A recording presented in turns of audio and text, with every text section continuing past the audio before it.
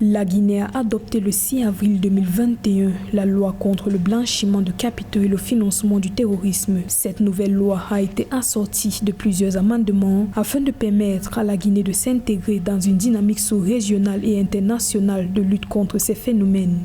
Je pense que la loi pourra restreindre effectivement le blanchissement de capitaux et aussi le financement du terrorisme, mais elle ne pourra pas finalement éradiquer ces phénomènes-là. Je pense qu'il faudra une politique de prévention, une politique publique de lutte et surtout de sensibilisation afin de pouvoir prendre le problème à bras le corps et pouvoir trouver des solutions à ces problèmes de manière plus ou moins sur le long terme. Un rapport de la Commission des lois indique que les ressources issues du blanchiment d'argent coûteraient plus de 5% du produit intérieur brut mondial. Les données de la Banque centrale de Guinée précisent que le blanchiment de capitaux fait perdre à l'économie guinéenne de vastes possibilités de croissance estimées à des dizaines de milliards de dollars. La Guinée est un des seuls pays qui échappe à des actes d'attentats terroristes actuellement, notamment dans la sous-région, car on sait qu'aujourd'hui, avec le G5 Sahel, les pays comme le Burkina, le Niger et le Mali sont confrontés à des attaques. Donc, je pense que la Guinée met en place une politique de prévention afin de mettre en place une loi afin de lutter contre toute politique de financement qui viendrait des Émirats, notamment pour financer le terrorisme en Guinée.